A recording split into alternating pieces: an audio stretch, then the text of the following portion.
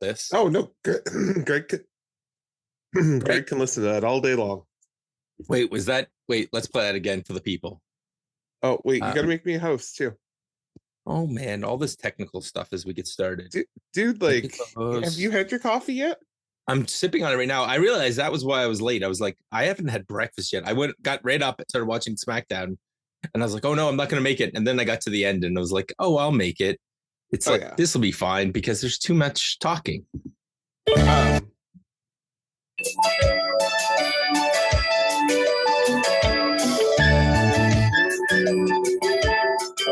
have to fade it out after a little bit, Greg, because if not, we have to pay for it. Yeah, that's okay. Listen, I could listen to that song all day long. It, as you can see, the minute I hear it, you can see me start to smile. Well, well, good. You know what? I think I might have to keep that one on speed dial today because there might be some requirement of smiling. Do you know what? I think I found the hack to watch it. I didn't watch it 1.5 this week. Oh, hold on. That sounds like a perfect transition to play the theme song.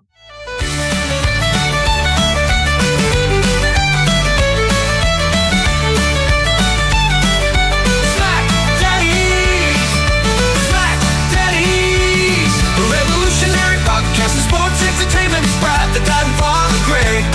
The SmackDaddies.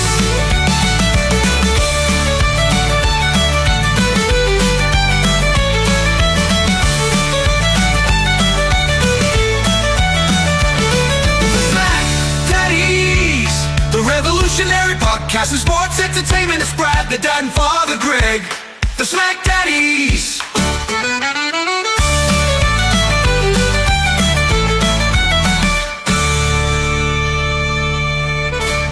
Friends, and welcome to your SmackDown review for the Hub. I am Brad the Dad, and riding shotgun with me is my tag team partner, Greg Fatherfeldham. Bless you, my son.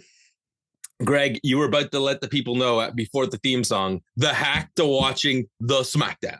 The hack to watching the SmackDown is I watched like the first hour 15 last night live, and then I went to bed. Oh, really? Yeah, as soon as Charlotte and Tiffy came out, I was like, that's a great stopping point. I'm going to go to bed. Went to bed. I turned off my phone, fell asleep, got up at 7 this morning, got up and turned on the Charlotte and Tiffy segment. And that's how I watched the end of the SmackDown. And honestly, I didn't mind tonight's episode. No, actually, today was good. I just always preface this with, they've got to find a way to get the last little bit a bit more pacey, because when they have those long dramatic sessions at the end, yeah, they're good TV, but it takes a long time, especially when there's 3 entrances and there's 3 people. It takes forever for this to happen. Well, yes, but what's unusual with this one is that Roman Reigns wind sprints to the ring and completely blows the average out of, because Roman Reigns' entrance time typically is about 10 minits. So I was ready to hit fast forward on that part, and I was like, I don't have to fast forward this. Roman just like wind sprinted. I honestly thought to myself, I'm like, thank God I didn't watch this at 1.5 speed, because I mean, you would have blinked and he was in the ring. Yeah, I was watching at 1.5 speed. I did blink and he was in the ring. See, so. Okay, so do you want to talk about, did you know what's coming out shortly in the world? I know your wife's probably very excited. It's going to arrive in June. Are we going to talk about Switch 2? It's going to arrive in June, at least in Canada. In other countries below the 49th, who knows when? So much. Oh yeah, I heard all about this, where, I mean, we may be able to definitely get a copy of the Switch because of the way it is. So I want to tell you a few things. Do you know how they've avoided the issue that the PS5 had, which was that scalpers were buying them left, right, and center? I saw that they were limiting something to prevent scalpers. So this is the coolest thing I've ever seen. So here's how it works. You have to have a Nintendo online subscription at any level and have to have had it for 12 months. Okay. That's very fair. And you must have at least 500, is it 500 or 50? I think it might be as high as 500 hours on your Switch. Oh, okay. Which the Switch is 8 years old. If you don't have 500 hours on it, then you probably don't need the new one at launch. No. That's I was thinking to myself, because myself and my wife actually went and did a Costco run last night. The rebate check came in, so we went to the store and we spent it all, less $5. Like, we had a $409 rebate check, and I walked out of there with a $5 in change. Like, Rebate for tax, rebate for Costco. Okay, you got your Costco rebate check. Yeah. Because we're Canadian, so we get, like, when you say rebate check, I'm like, is it the one we get for our kids? Is it the one we get for the tax on the gas? Is it the one that we get for? No, I haven't even filed my taxes yet. That's probably Easter weekend, if I'm honest. But how are you going to watch all that wrestling when you're filing your taxes? There's going to be lots on. I mean, it's fine. It's just background noise at some point. I mean, dear God, this is when I found out tonight that the WWE Hall of Fame doesn't start till 2 a.m. our time, Brad, Saturday morning. I know, ruining our tradition of watching the Hall of Fame right after SmackDown and reviewing both. Yeah. Do you know what? I am now 3 o'clock in the morning or 4 o'clock in the morning doing a podcast. So yeah, no, we're good. Well, when it was at midnight, and then we just quickly did a 15-minute podcast, we put it on the background, and then we watched it together. That was a great tradition. Burkhead joined us last year. I was looking forward to that. Well, this is what happens when it's like, when you got a 3-hour wrestling show, like, no. And you don't want to have it in the arena, so you're going to give people a chance to get changed to go down to the thing. And it's like, well, or when you're having, let's see, a night of drinking and dancing every night after every show. Right. The 2 WrestleMania nights, SmackDown, Raw, and Stand and Deliver, a Hall of Fame, and the Dead Man Show, plus the Roast of WrestleMania. It's like, can you guys squeeze? And Evolve. So Thursday night they're doing an Evolve show, or something about like NXT signed WWE prospects. Yeah. So just insanity. Anyway, so the Switch is coming out. It's gonna have things like Final Fantasy, the remastered edition. It's gonna have the shoot 'em up games that everybody loves. And for us wrestling fans, it's gonna next year have the WWE game on it. That should be interesting. I know. It means that I'm an idiot. I bought a PlayStation basically for nothing. I don't know if I'd go that far. Well, all the best games are now going to be on Switch. Listen, I think I've gotten to this point in my old age where, I mean, I want to see it to believe it. Yeah, so, and we'll see how they play. The other big thing is, and to kudos to Nintendo, there's a bunch of games, like your wife's going to want the new Zelda. The Zelda games are being remastered for the Switch. I know. Basically, I have to rebuy shit. No. Well, I mean, the upgrades or whatever. No. So you already have the upgraded Nintendo account, correct? You have the one where you get the extra access because you got the Mario Kart tracks for free. Yes. Any of the subscribers at that level will get all of the Switch games, the Switch 2 upgrade games, for free. But there was something that they had told me, and I can't remember, was it Donkey Kong, or there was a Zelda one that they had to do, like that there was something else extra. Zelda one, yes, they advertised it in the Nintendo Direct that they would be those things, but it's come out since that if you have the premium level of the Nintendo account, the family one, the family deluxe one, you get all of the DLC for these. So any of the old Switch games that are being remastered for the Switch 2 will come as part of your subscription. And so they're going to slowly trickle those out. So for example, somebody like me who bought the Mario Party a few months ago, they're going to have that remastered for the Switch 2 with so you can use the mouse controls, and you can use the camera controls. All of that stuff is there. It's going to be, and it's free. So I will upgrade my plan for sure. Cause I did it because all I got was the I bought the tour package. I already purchased the tour package for Mario Kart before that. So anyways, is that because you didn't have it? Didn't have the upgraded one? No, or? I bought it before they started offering that as a freebie. I'd already pre-ordered it, and then they already offered it. I was like, "Oh, frig you guys! Like, I'm not going to bother just for that." And now I'm like, "Wow!" And so that's also a nice gesture for people who have nice things. So, but most importantly, WWE 2K next year on the thing about that is it's portable. Yeah. No, it's was gonna say redesigning the dock and how that's gonna work. That's interesting. So yeah. 4K. They've basically come up to the level of a PlayStation 4 graphics. But the impressive thing is the PlayStation 4 graphics in your hand. Right. And the other cool thing was, so let's say we wanted to, well, not you because you don't play video games, but let's say I wanted to hang out with Oliver. We can play together, and it has live talk just like it, and the camera like it does on every other system. Plus, here's the other really cool thing that they've added.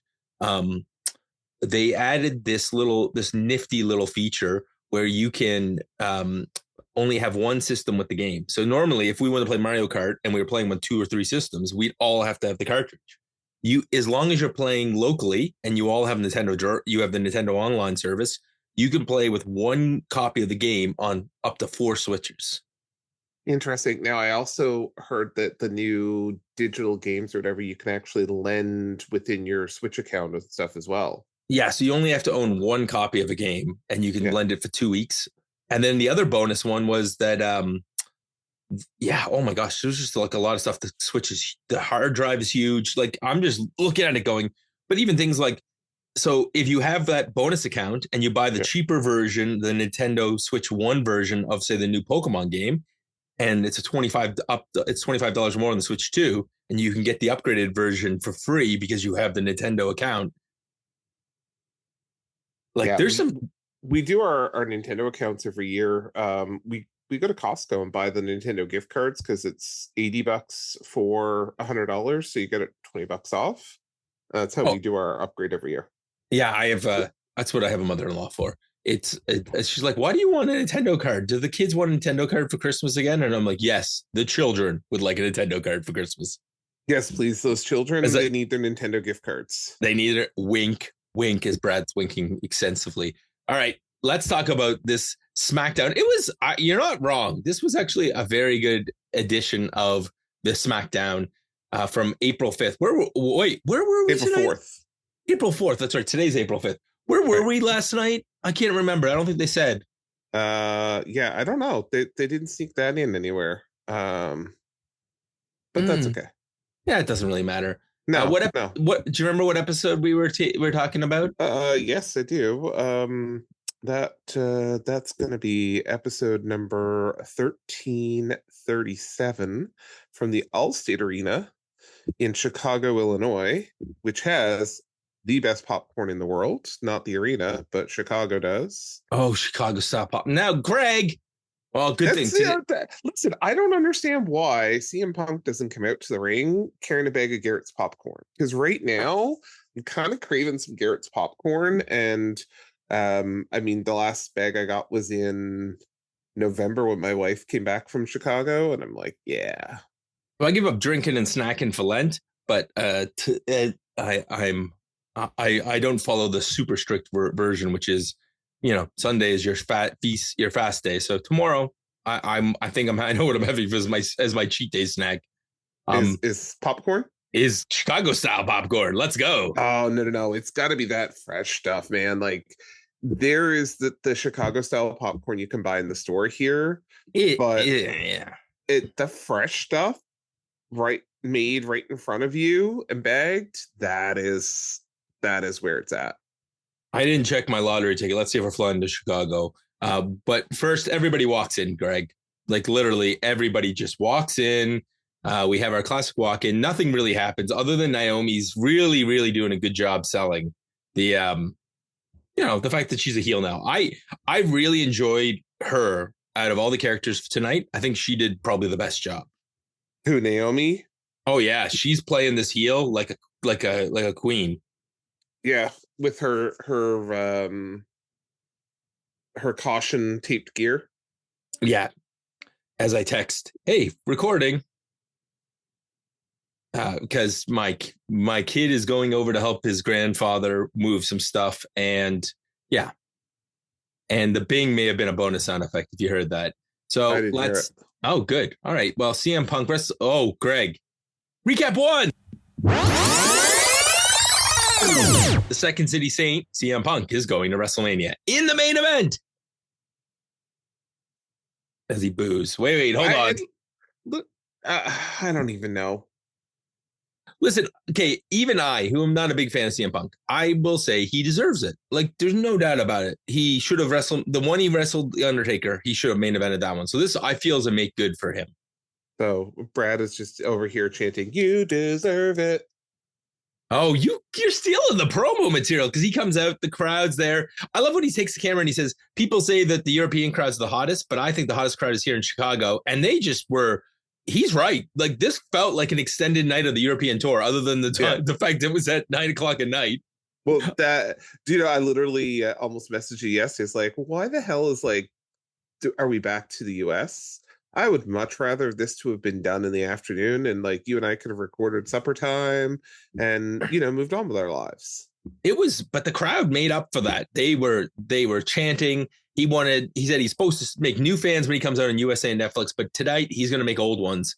And he said his whole career, his whole life, he almost died at birth and he wasn't meant to be there. And people tell him, even at the grocery store, you don't belong here, but he has earned it.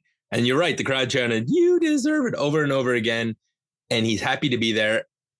And he's gotten there through hard work. And now the hard work begins. Paul Heyman comes out and the promo somehow picks up. He says, "I don't mean to disrespect you. I'm here to talk to my best friend. CM Punk belongs in the main event of WrestleMania. And we've gone back a long way." And he says, "I just need to know, what is the favor? Like, please tell me." And he says, "I'll tell you tonight." Dun, dun, dun. Dun, dun, dun. And it was great. It was, Greg, like, this was the story for the whole show. And then they weaved it throughout the whole show, which, when SmackDown is good, it has one of these stories. When it was good, it was very, very good. And when it was bad, it was horrid. Very good. Greg, with the literary, see, there's you flexing your university degree, my dear friend. Nathan Frazier. That's not university degree. That's my mother. My mother would say that repeatedly. Oh, that's your Newfoundland PhD. Yeah, something. Nathan Frazier.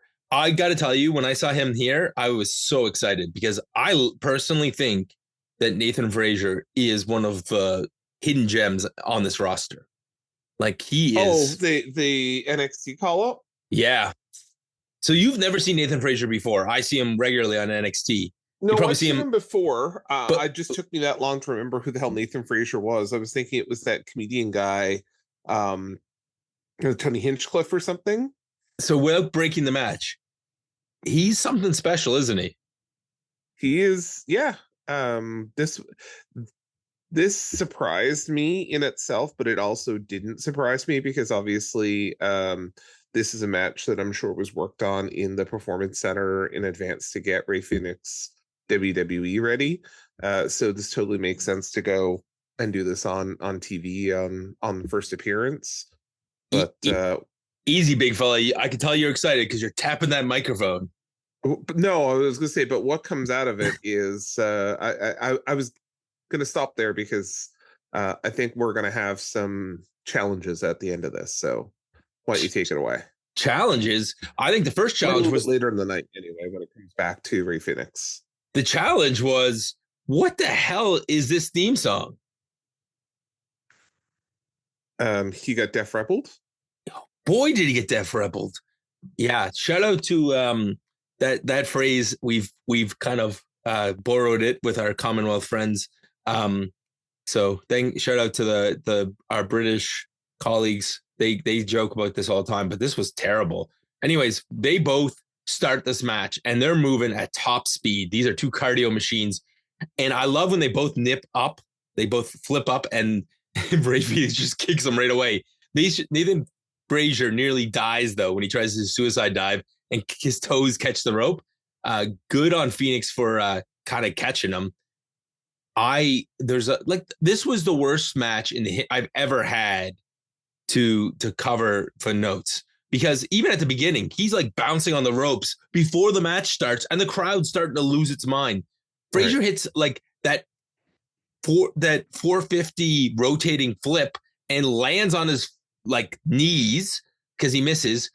There's the amigo kick where Phoenix walks the ropes as Nathan Frazier's draped over it and kicks him in the head.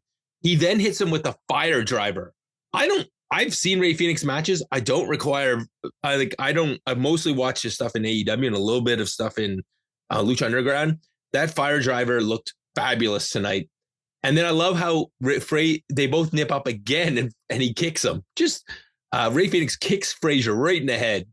Yeah. Frazier goes for, tries for a pin, but it's countered. And eventually we get what's called the Mexican Muscle Buster.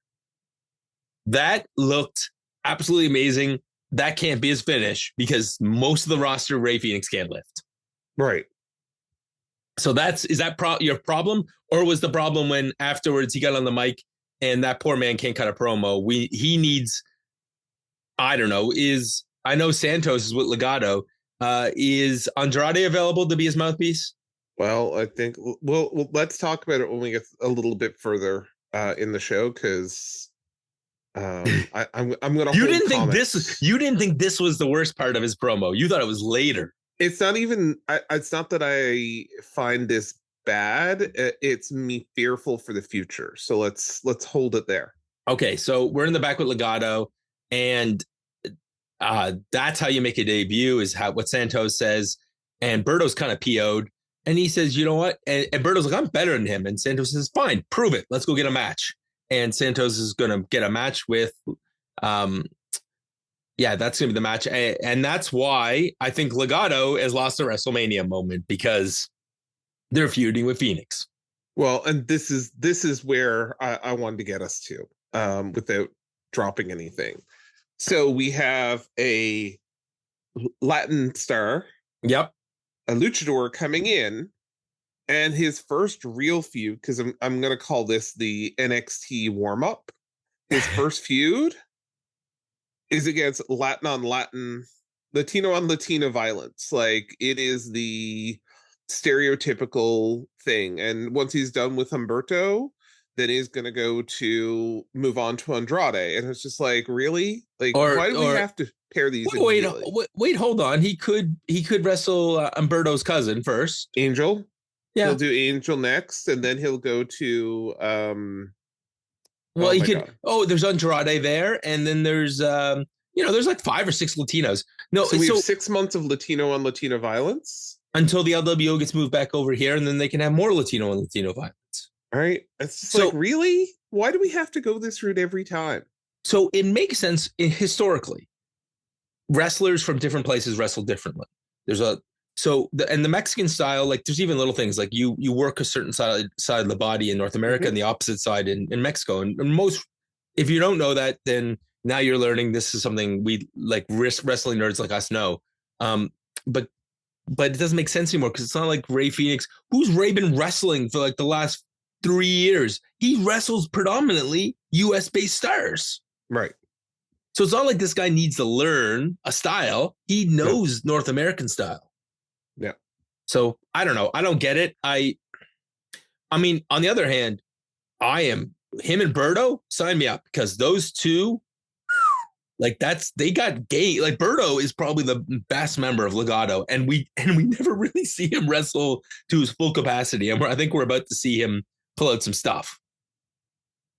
But again, I'm fearful here of what we're going to continue to see. So, I mean, I will stick a pin in this for now, but don't be surprised later if I'm back bitching and moaning about Latino on Latino violence. That's all we get. Well, and the worst part about this is I don't think, like, I feel bad for, and we're going to get to what Pretty Deadly looks like they got for the next little bit. Like, there's a lot of crap going on. So Drew McIntyre is in the back with an eye patch, and he's mad because the bad stuff is happening to him. And this guy always attacks from the shadows. He's speaking about Damian Priest. And it wasn't bad enough. He's like, I don't mind the glass in my back, but you had to go after my eye. And he's like, now it's time for me to pray. Bad things happen when Drew McIntyre prays. Yeah.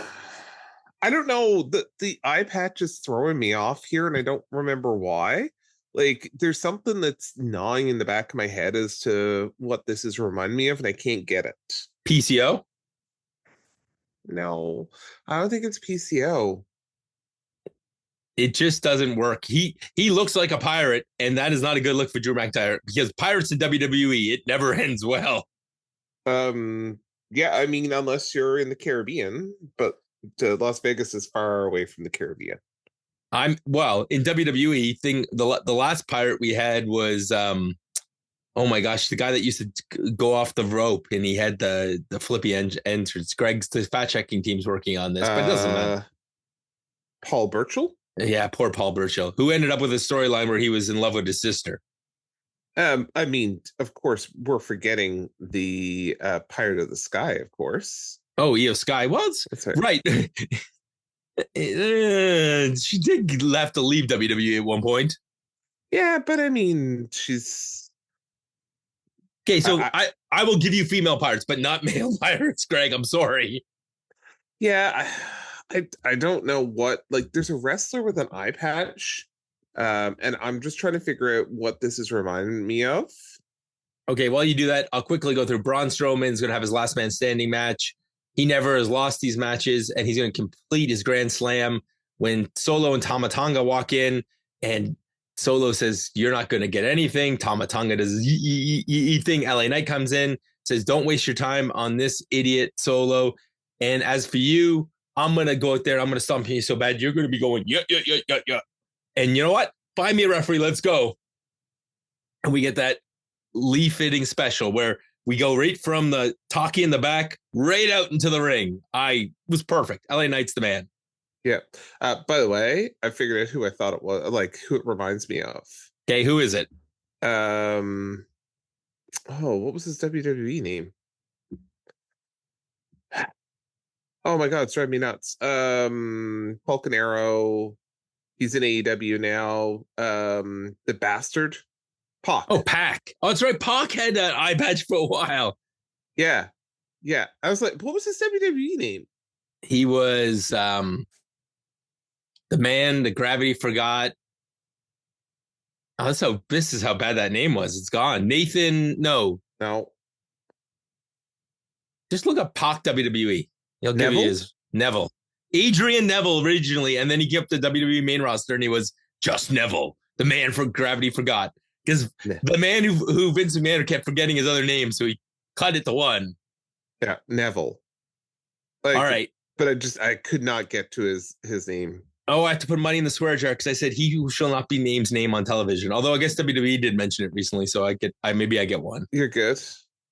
LA Knight versus Tama Tonga. The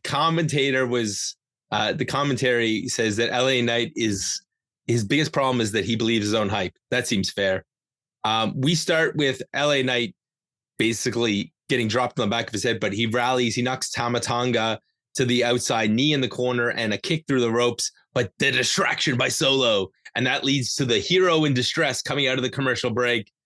LA Knight tries a sunset flip. Nope. Clothesline by Tama Tonga, which looked great. And then he grabs him like with his face down and rolls through onto a suplex. Tama Tonga's got some moves. Too bad that genetics doesn't pass to both brothers. LA Knight, he starts feeling his Kavorka, as Wade says. He hits the LA Knight elbow, tries for a bunt, force trauma, distracted by Solo. Fatu almost rolls him up, but this time this distraction doesn't work. He hits blunt force trauma, 1, 2, 3, and rolls out of the way before Solo can get his hands on him. So Tama Tonga loses, not surprising. LA Knight's on the upside. This was a nice little match. It's not like I'm going to go back and watch an LA Knight match more than once, but did the job. Yep, did the job.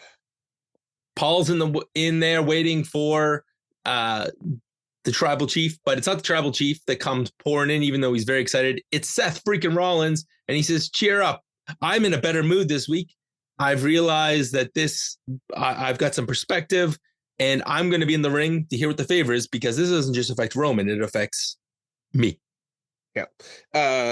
So these segments, the two Paul Heyman segments, because there's one at the very end as well in the back, it really made me miss Caleb Braxton. Yeah, because Byron Saxton is... Know what? Him and Paul Heyman don't have the same chemistry as Caleb Braxton and Paul Heyman did. He's serviceable. He is. But that's it. He is serviceable. There's nothing you're going to remember about Byron Saxton, and that's why his wrestling career went nowhere. Well, I mean, I'm struggling to remember his name, so I'm glad you had it. Charlotte Flair walks in like a stripper. Wait, hold on. Before that, you have the teaser. Oh, go ahead. Yes. Well, no. Charlotte Flair walks in, and I have to get my joke in, and then we'll talk about the teaser. Charlotte Flair walks in like the stripper that nobody wants to see. All right. So legitimately, I heard Charlotte Flair's music. I saw her come out, and this is when I sent you a message last night, because Charlotte Flair, I think, was channeling her inner Carmella. Because if you looked at her last night, the way she was dressed, her physical face and everything, it just had these huge Carmella vibes. I'm thinking to myself, where's Corey Graves when you need him? I just don't want to. Well, I mean, there's Corey's had an affair. Charlotte's had an affair. Carmella and then Bobby Heenan, I think, is what I was across of last night, because she was wearing this neck brace, this bedazzled neck brace, as our friend Sean Burkhead sent a note to us this morning, because it's the best way to describe this. I threw up a little bit in my mouth because, I'm sorry, Charlotte's Bobby somehow Heenan? No, for Charlotte, she's looking like she is looking less and less human, more like a lizard creature every single day. And I'm not the handsomest of men, but it's like I'm aging. I get it.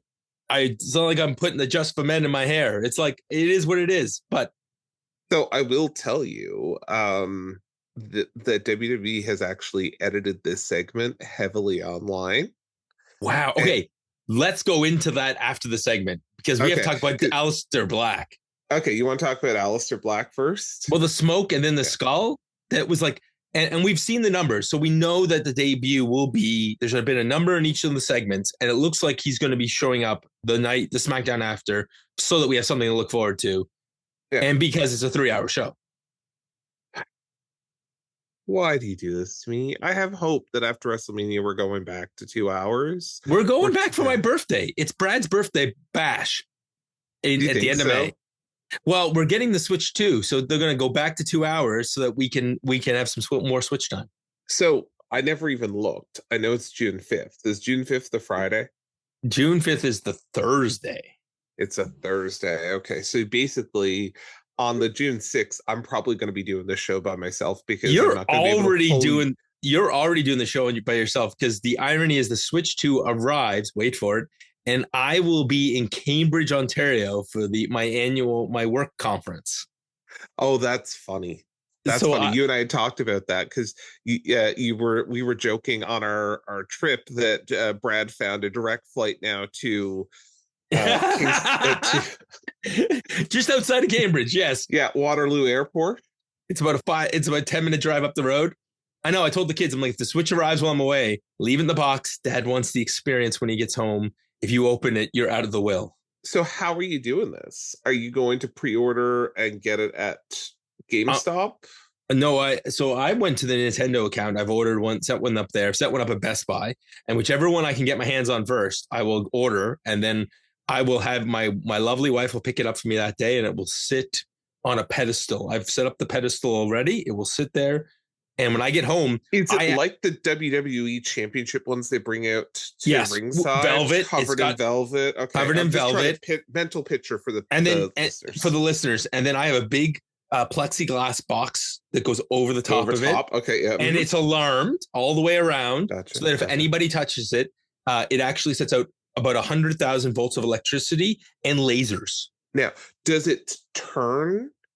Only when I arrive home, it turns, and there's a song, there's music, as I press the code in to get unarm everything, and it's I'll bring in my incense. I'll walk all the way around it. Gotcha. Very good. It'll be not sacrilegious, but almost there. Almost there. Yeah. Almost there. Yeah. All right. I like how we've done all of this to avoid talking about Charlotte and Tiffany. Oh no! This segment gives us tonight's episode, Nate. Okay, Greg, hit it. No, we'll get to the end. Charlotte says that she has all the power, and and Tiffany says the crowd is with her. Charlotte says that she is doing some charity work. That's why she's helping Tiffany. And Tiffany comes back. That's cute. You never put over anybody, and you're second to everybody. You're going to be second to everybody, including your father. even if you pass all of his records, you're only ever going to be second to him. And I'm in my head, I go, except for the divorces, but I didn't have to make that joke. Charlotte is getting booed out of the building, so much so that the crowd won't even let her talk. And when Charlotte gets way too close, Wade kind of puts his arm between, and Charlotte says, and then Tiffy gets after Charlotte saying, when you were 25 years old, you were drinking and living in your daddy's basement trying to be a volleyball player. I'm 25 years old, and I'm the women's champion going into WrestleMania. This is just another match for you, but it seems like I've gotten underneath your skin. Tiffy is on fire. Outside of the ring, you aren't the queen of shit, which that's right. I think they had to probably bleep that. But she is the queen of divorces. That was my own joke. Yeah. You're the world's favorite Nepo baby. And Charlotte says, I am the number one Nepo baby. I'm the Nepo queen. Nepo queen, sorry. And Tiffy then says, just like outside the ring, you're all alone. You're 0-3 in marriage. Greg, they went there. And if Charlotte okayed these lines, wow. And if she didn't, oh my gosh, there's heat. So the line that you didn't say, which gives us our episode title, is Charlotte comes back at Tiffy and says, why is Keizer in my DMs? Oh, I didn't hear that line. Oh my God. Yeah, and that's where we get tonight's episode title is why is Keizer in my DMs? So what we're hearing online right now, being reported by multiple sources, is that the WWE one has heavily edited this segment for their online content now after the fact. This was completely off script and not close to what the original script was. And I'm guessing that a lot of the stuff wasn't pre-cleared. But yeah, this apparently got a little over the top. But honestly, I love this. This was the best promo they've had. And it felt real. It felt like the two of them were at each other. They cut each other off a couple times, but not so much they were cutting off each other's points. And yeah, that was like it. I wonder if the two of them cleared it with each other and just didn't clear it with management. I don't know, but this was great on so many levels, and actually makes me want to see this. And of course, this is coming on the heels of Charlotte Flair doing a podcast this week, or she was on a show, Sherry, with Sherry Shepherd, when she talked about her divorces and the failing aspects of her life and that sort of thing. So I mean, it's very topical. Yeah, she put it all out there, and yeah, like and Tiffy just used it, and I love it. This is where the show picked up. Let's be perfectly frank. The business picked up, as good old JR would say, because then we went out and we had Street Profits come out with their terrible song. They're watching the match between DIY and the Motor City Machine Guns. These four guys have chemistry like nobody's business. So so we got some hot tags, double clotheslines.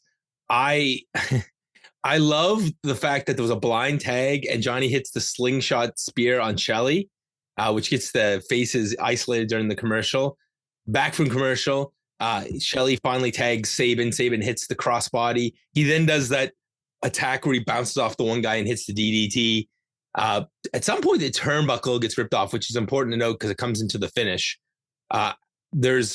They both try their finishers multiple times. Meet in the middle almost turns into disaster.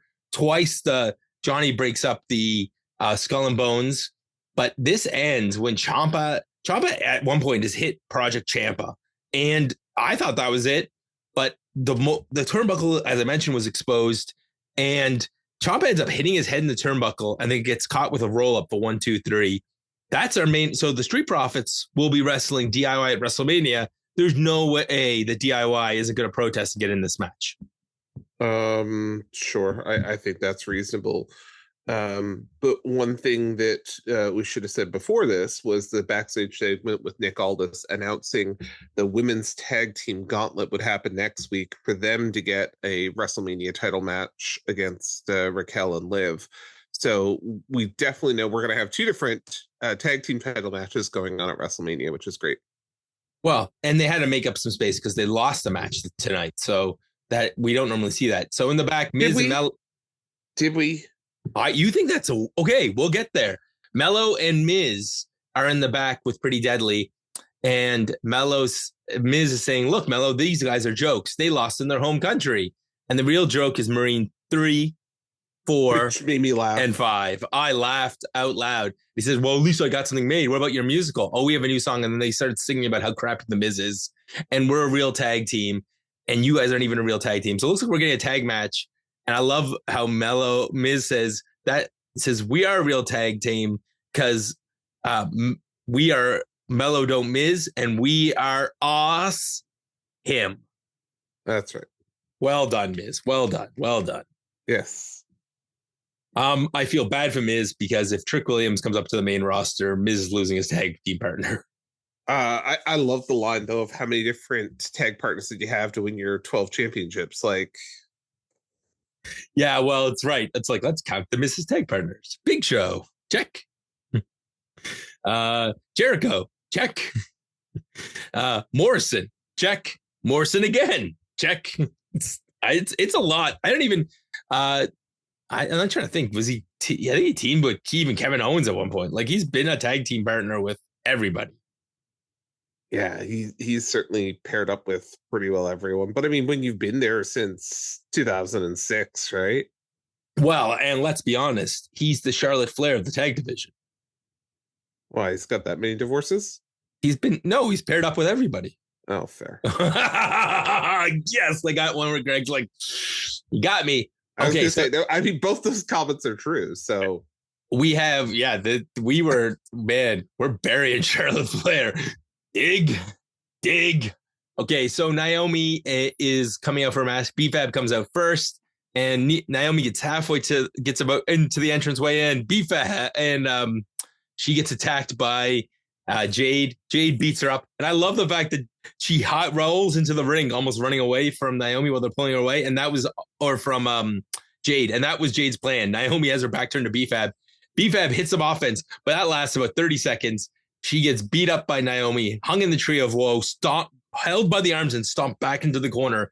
And then her new finisher, she holds both arms while the opponent's on the knees, and she does a lung blower while holding both arms to a kneeling opponent.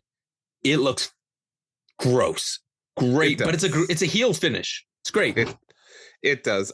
So a couple things. One, I'm going to step right back to where we were before. I brought the list up of Miz champions. Because this segment's not over, so we'll put a pin in this for a second. Miz, this is what happens when you have two guys with ADHD running a podcast. Yeah. Okay. So John Morrison, check.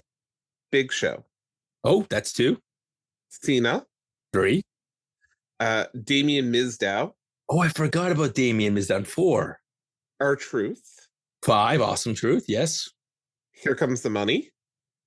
He was teamed with Shane? Yeah, they won it. They won the SmackDown Tag Championships. That's 6. Okay. John Morrison again. 7. The first ones were Raw, then SmackDown. Okay. Then John Morrison and Big Show for World Tag Team Championships. Oh, wow. Okay. So, that's 9. We're at 9 if you count, but that's like, okay, so I'll go to 8 because I'm not counting Morrison anymore. So 5, 2, and 2 is 9. Yeah. That's his championship runs. And then I'm just taking a look here, see if there's anyone else. Right. And they unified the titles at one point too, where that's how one of the many times the tag titles got unified. So, okay. Plus he has Mixed Match Challenge with Asuka winning season 1. So there's your 10. Yeah. Oh, and then if we're gonna talk about other tag partners, his actual wife 11, Maurice. Yeah. So, dude, wow. All right. So the most prolific tag wrestler in the history of WWE, I think you could say. Apparently, he's been around. Like Charlotte. Oh, wait. No, it's exactly where I was going. You just beat me to it. The Charlotte Flair jokes will continue until we get a cease and desist letter. Okay. So this Naomi BFAP thing, let's go back to that. You mean the beatdown afterwards where Jade comes out and then the security saves her, so she just get jaded for the 14th time? No, that wasn't that. It was the very start of this. It's like Naomi rolls into the ring. Ref doesn't even look to check on her. Like, normally if there's a beatdown before, it's like, okay, are you sure? Like, do you want to No, rolls in the ring is like, screw this. Ding, ding, ding, ding, ding, let's go. And it's like, wait, what? Well, and then Nick Aldis comes out and says we get Jade Naomi WrestleMania. Shocker, Greg, shocker. Yeah, very, very shocking. I feel like Naomi's eating a loss right there. Jade's on her Undertaker streak, bro. She's never lost at WrestleMania. She's 0-0 though, isn't she? She's 1-0. Was she here last year for it? Yeah, she won the 6-woman tag, the big three: Naomi, Jade, and Bianca. Oh, okay. They beat Damage Control. Okay. I legit have no memory of that. Okay. The only thing I remember about last year's WrestleMania is being pissed off with the Cody Rhodes thing. That he won? Yeah. And the whole let's bring out everyone, including John Cena and all that bullshit. This year they should bring out everybody for John Cena's number 17. Anyways, recap number 2. Triple H going to Hall of Fame, and he's bringing Evolution. I'm sure that it's going to be everybody and their dogs inducting Triple H into the Hall of Fame. Shawn Michaels, Randy Orton, Batista, Ric Flair. What's the over-under that the Hall of Fame is still going by the time we get up on Saturday morning? 50-50. Like, legitimately. I feel bad for the NXT stars. I hope they can be exempt from going to the Hall of Fame if they don't want to. Well, their call time, they're just going to basically walk from the Hall of Fame. Well, isn't it in the same building? No, there's three. So. No, there's 3 different buildings. They're using the arena for the matches. So SmackDown is in the arena. Fountain Blue is where they're having the Hall of Fame. It's in the hotel. Yeah, but I thought that they had said tonight that Fountain Blue was also used for NXT. Okay, you looked that up. Oh yeah, 2-hour gap. Don't worry, you can walk over. There's a 2-hour gap local. You don't sleep. It's Vegas. It's in T-Mobile. Yeah, okay. That's so they basically have the entire set of sporting facilities there. They have T-Mobile, they have Fountain Blue, and they have the big stadium for 2 nights of WrestleMania. There's just going to be WWE sets all over the city, just set up and ready to go. Okay, Kevin Owens promo's out next. Nick Aldis indicates there's a bad news. Kevin Owens looks out. He doesn't look of character. Turns out he's been having issues with his neck. He's wearing a Finn Balor shirt, which I thought was appropriate given he's about to give us Finn Balor style news. He's paid the price he thanks WWE for giving him the life he never thought possible. It's been a dream come true, but he needs neck surgery, which means he's not going to be able to wrestle for WrestleMania. I'm happy if this is legitimate, and I think it is. I've heard this report all over the internet before this. So I'll be honest with you. I was very skeptical at his announcement to start because he came out wearing that pink Bret Hart thing. And all I could think of is how much we've been trolled in the past with Mark Henry. How about Bret Hart? Remember the time Bret Hart faked being injured and came out of that wheelchair and beat somebody up? Well, and it would make sense, right? For Kevin Owens at this point, he's scared of Randy Orton. He doesn't want to, so he's got this injury. Storyline would make sense for him to say, to go through this. I'm going to pitch for you a wild idea, though, because at the end of this, Randy Orton's in the ring and Nick Aldis says, I got bad news for you, Randy.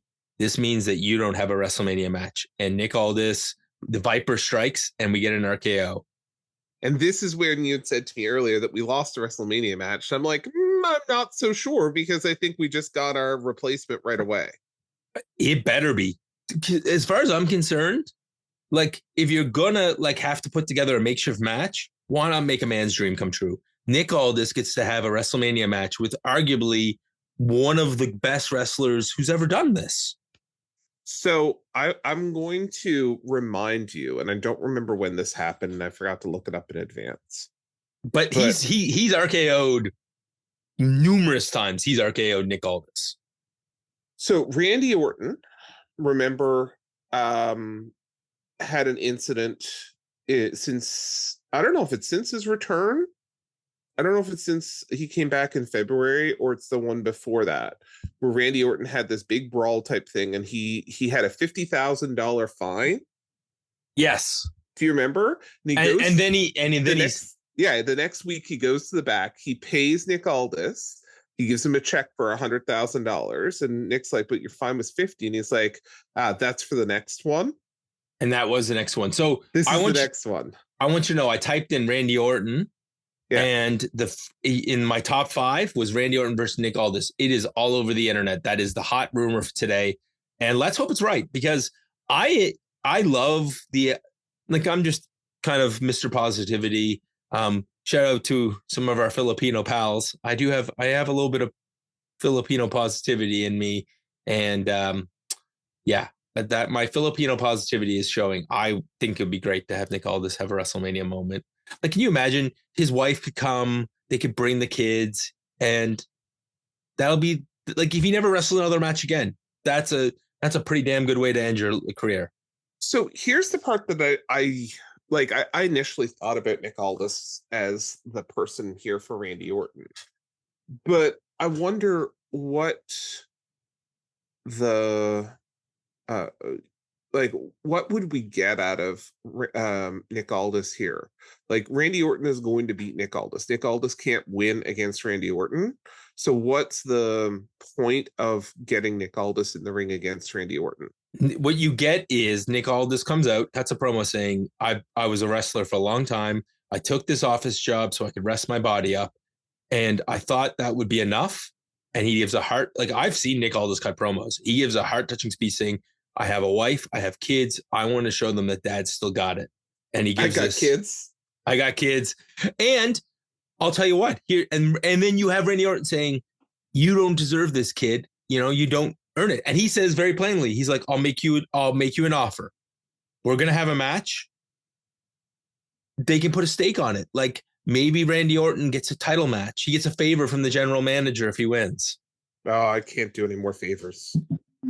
Well, our last favor paid off. So speaking of which, let's go to our main event match before our main event segment. Jacob Fatu versus Braun Strowman.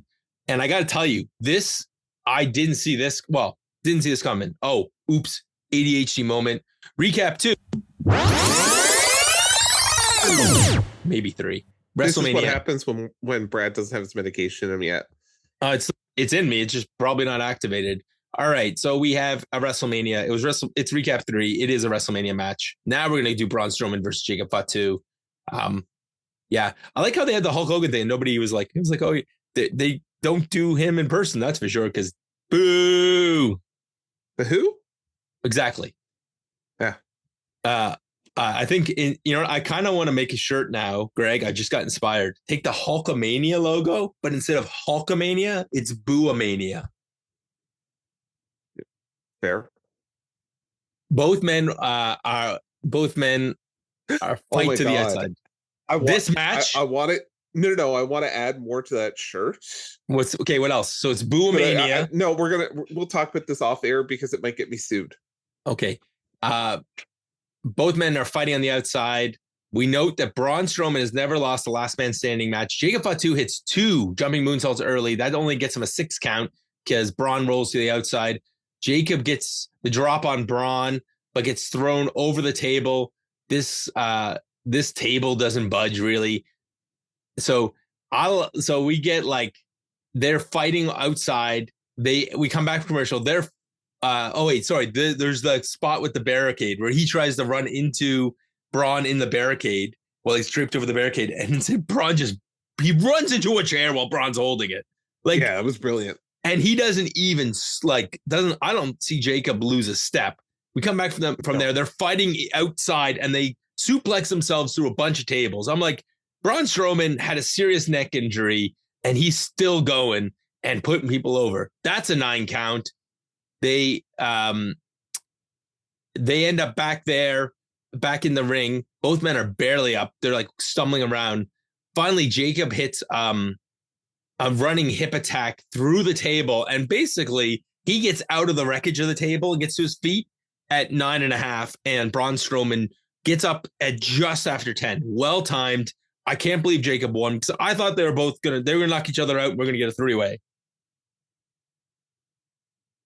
So here's the thing that I don't know if you caught this, but Braun Strowman wasn't down at the 10 count.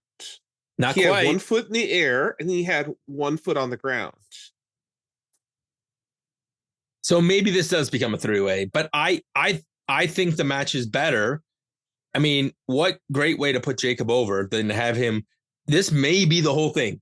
Shinsuke got that title. They moved it to LA Knight because they need a babyface and a heel, and a heel because Jacob Fatu. I'm not sure how much longer they're going to be able to keep him a heel. Yeah, fair. So I think we're going to get a Jacob Fatu win at WrestleMania, or he doesn't win and he gets screwed by his cousins and game on. Could go that way too. Bloodline Civil War Part 462. Yeah. Craig's like, I don't want to talk about this. Let's talk about John Cena from Monday. Recap number 4.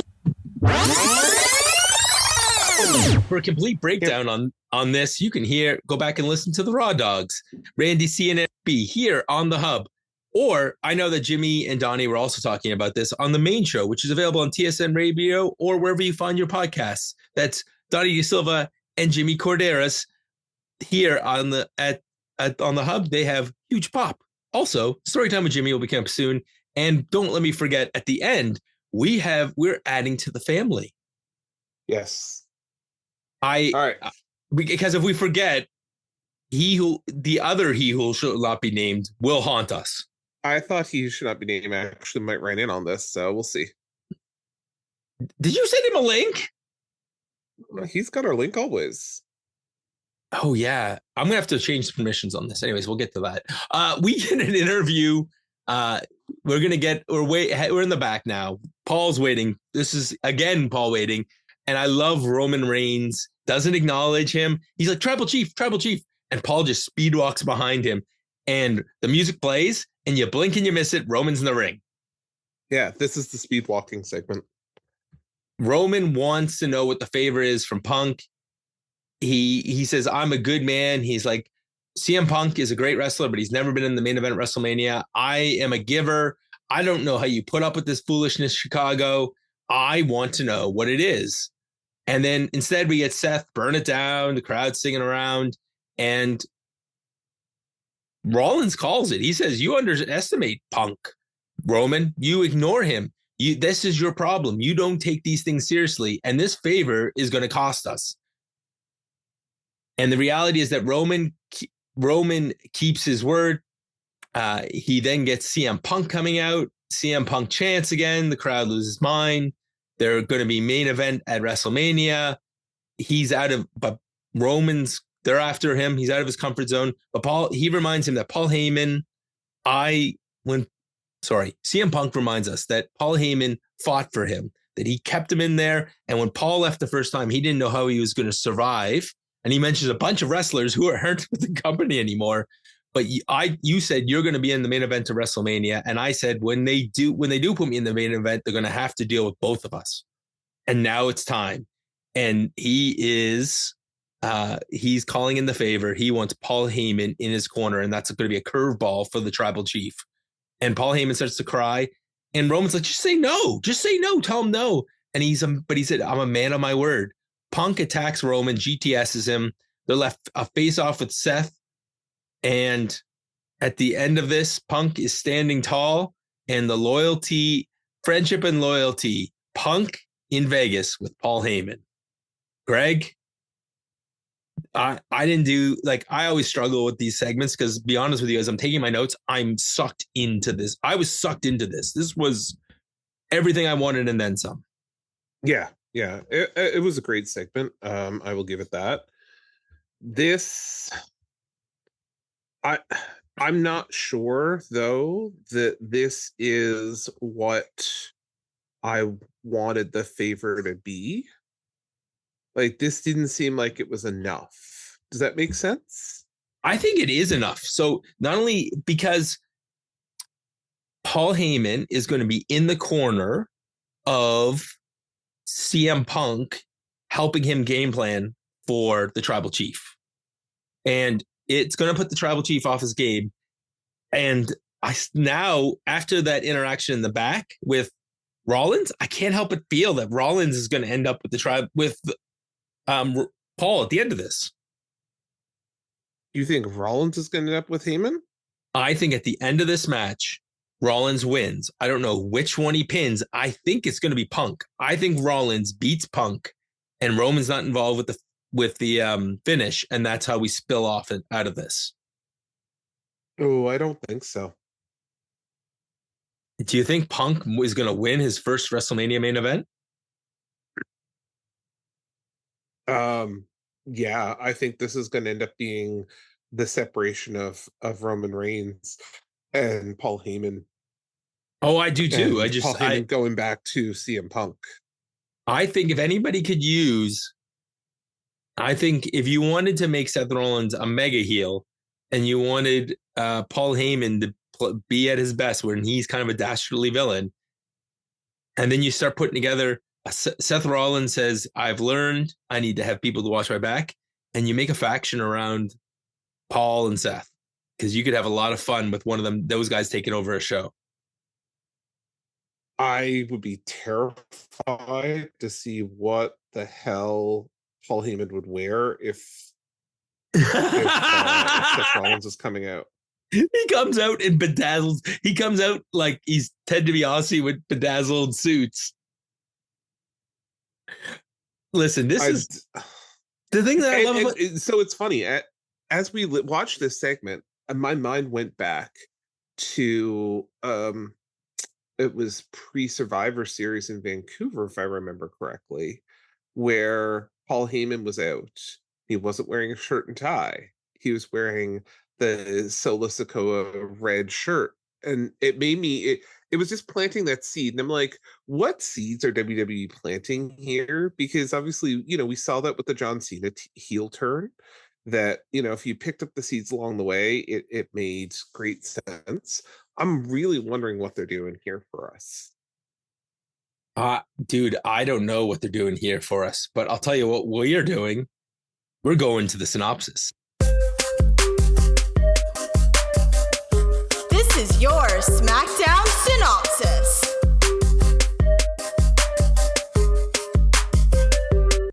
All right, and your synopsis tonight is brought to you by The Hub, where you can catch all of your favorite podcasts, including Draw Straws Raw with I was going to say Donnie and Jimmy, with Eric B and Randy C, Storytime with Jimmy on Sunday mornings, and Huge Pop, which not this week. No, not this week. That's right. Programming air. No, there is no. This is the 1 week you're not getting one. Womp womp. That's okay. We're going to give you some bonus content this week because we are welcoming in two new friends to the network. We're not, but somebody else is. Yeah. I was like, I was just trying to add to you. Oh, are we? Okay. Are we adding new shows? Are we adding new shows? Well, yeah, I think there was an announcement online, but for the folks at home, let's just go through this thing because we're all right. Greg, Punk Heyman promo, yay or nay? Yay. Yeah.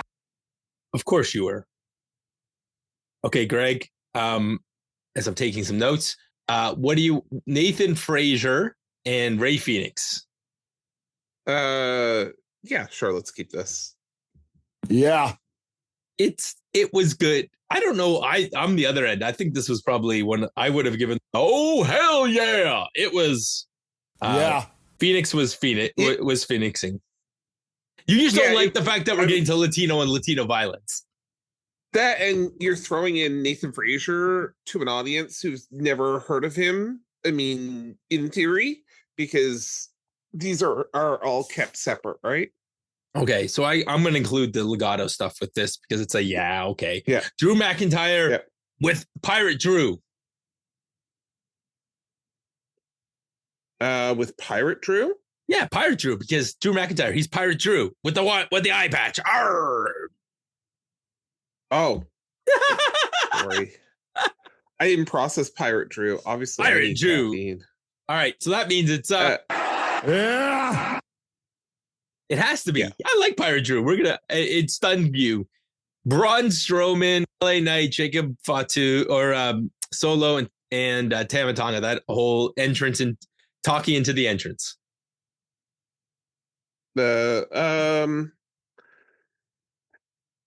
Yeah, that's fine, I guess. We're positive. Yeah. And what about the match itself? Sure. This rebel heart. Greg, this is about as positive as we've been on a show in forever. It has been a while. Paul Heyman in the parking lot with Seth Rollins. Oh, this was my favorite, I think, Paul Heyman in the parking lot. This was your favorite out of all of them? Yeah. Acknowledge me. Only because I love the end of that segment there where Paul Heyman was basically crying. It's like, whatever the favor is, yes, the answer is yes, okay? Well, which means that he had to be a man of his word. Oh. Charlotte and Tiffany segment that WWE didn't like. This was the creme de la creme on the show, honestly. I like this better than the final segment. It's Tiffy time! Bet your ass it is. It really was Tiffy time. DIY. Oh, wait. The gauntlet match for the women, I think we'll reserve judgment until next week. We actually see the match. Exactly. DIY and the Motor City Machine Guns. Sure. I mean, this was great. I didn't really, yeah. I didn't love it, but I didn't hate it. There we go. Didn't love it. You didn't hate it. And we get Eric, who is definitely loving this show, I think, as well. Miz Mellow and Pretty Deadly. Oh, sign me up. Yeah. I wish I had a Miz sound effect for that one. This was all good. You know what? You're gonna have to get that. We're the Miz and we're Awesohim. Oh, I will add that one. Okay. The whole thing from stem to stern with BFAB and Jade and Naomi. What do we want to do? I think that this one we're gonna superstar. Oh. Because, I mean, you really needed the confrontation at the beginning. The match meant nothing, and you needed it at the end. The only reason you need the match is because she has to win something on between here. How about Damian Priest promo? Team Undertaker? Yeah. Oh my gosh, our first. I don't think I need Drew and Team Undertaker right now. I think just let me get to WrestleMania. How about Kevin Owens' bad news? I'm going to reserve judgment on this one because I think we need to know what's going to happen next week. I mean, I feel really sad for Kevin Owens, but listen, if you and I, Brad, got to see his final match wrestling in the 25 years there in Toronto, I will be bitter if that was his last match. That will make me sad. Not because of us, because I'll be very grateful that I got to see his last match. But dude, I don't want to be done with Kevin Owens yet. No. Listen, if his last match was against his best friend, Sami Zayn, in Toronto, street fight in Toronto, the only way it could have been better is if we went to the Centre Bell instead. Yeah, I was nodding my head with you, brother. It was that. Okay. Jacob Fatu, Braun Strowman, last man standing. Oh, come on, Greg. Good match. Come on. Good match, but Come on, have a heart. Let's acknowledge me. All right. Yes, we're keeping it. All right, and the last segment where we find out the favor. This to me was a little bit like a fart in church. So you want to superstar or do you want to cut it? I think I would cut this because I really don't think that this is big enough to be what we've needed the favor to be. So I just want to go over the tally because I may make a clip out of this. So here's what we liked. We kept the Punk stuff. We kept Rey Fenix, LA Knight, Paul Heyman's parking lot, Tiffy and Flair going toe-to-toe on the mic, and the last man standing. We only superstarred Naomi And then we only really cut Damian Priest and the Favour at the end. Yeah, because honestly, I think that the Favour should have been drawn out to a point where you realize it like at the pay-per-view, like whether it's the change, like the John Cena heel turn. I think it should have come out something like that, and I think it should have been bigger. I want Paul Heyman in my corner. That's not the Favour that we've been building up for 6 months. So I think it'll all come down to the next 2 weeks where we have Roman coming out without Paul and the interactions between Punk. Maybe. We'll see. So that's the only reason this will work, is that they make it work on the mic the next few weeks. Because you're right, it would have been more fun if it would have been done then. So, Greg, I think it's time.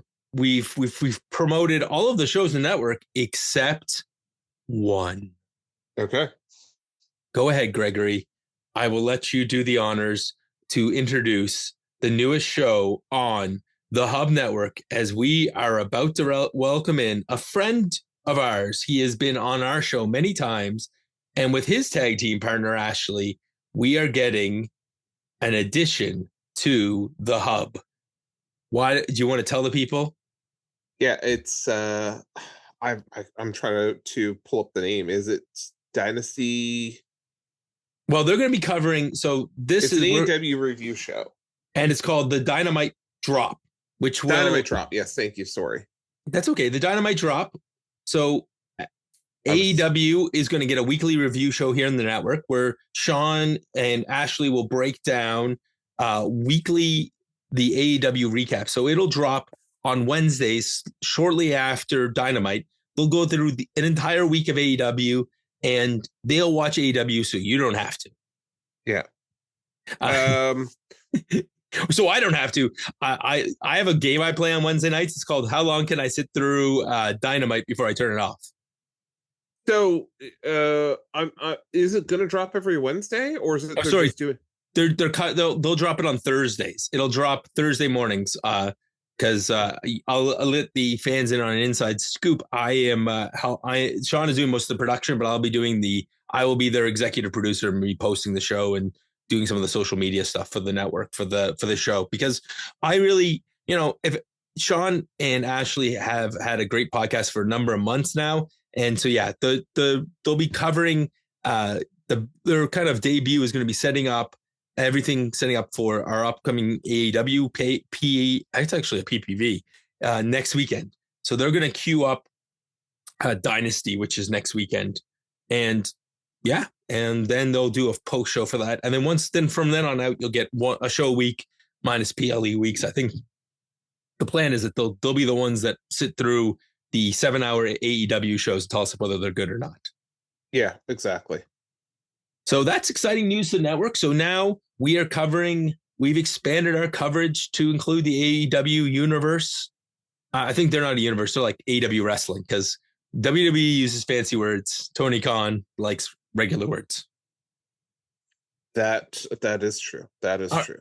Greg's run out of things to say. So for Greg, Father Feltham, I am Brad the Dad. Thank you for listening to your SmackDown review here on the Hub. We will see you next week. We the ones.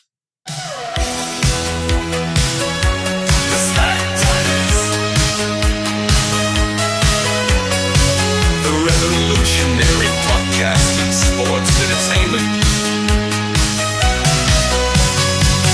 Father Greg and Brad, the dad bless you all with the lovely tales of Friday night, SmackDown and beyond.